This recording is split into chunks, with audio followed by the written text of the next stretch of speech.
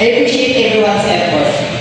Since malapit na ang deadline natin, let's make these things clear and organized para matapos natin ang class natin today. Good afternoon. I'll start with a quick addenda. Progress updates, remaining tasks, and final preparation for submission. Okay ba? Okay po. San, can you give us an update on the system? Sure. So far, tapos ko na yung main features like login, dashboard, and data input. However, may encounter na akong issue sa login validation. Minsan hindi siya nagre-redirect properly. But don't worry, I already found the cause and I can fix it by tonight. Thank you for explaining it clearly. Digsayan, that helped us understand the situation. Please make sure na matest mo siya truly after fixing para wala ng errors. Yes po, I'll test it multiple times for sure. Great! Padilla, how about the design? Okay na yung overall UI design. Sinunod ko yung napag-usapan natin team. Simple, clean, and user-friendly. I also adjusted the layout para mas madaling gamitin ng users. I'll send the final files mamaya sa group chat or for your feedback.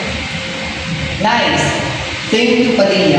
Please encode all assets like images and icons para complete siya. Yes po, naka-organize na po lahat sa folder. Haurige, ikaw naman for the presentation.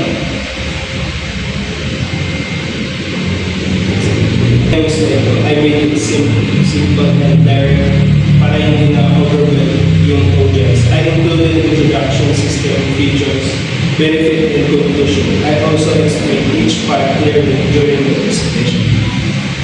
Very good, Haurige. Make sure na natama lahat ng details and practice your delivery para confident ka.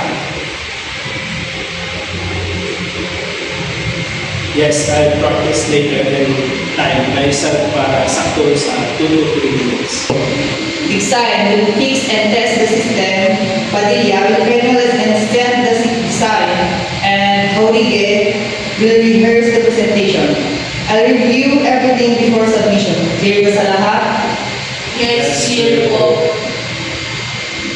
Laroya, what time po yung deadline ng submission? Tomorrow, 5 p.m. But I want everything lead by morning para may tayo mag-check. That's helpful. Thank you. Agree, para less pressure. Exactly. We also want to thank everyone for your cooperation. You're all doing great job. Let's continue working together to support each other hanggang matapos natin.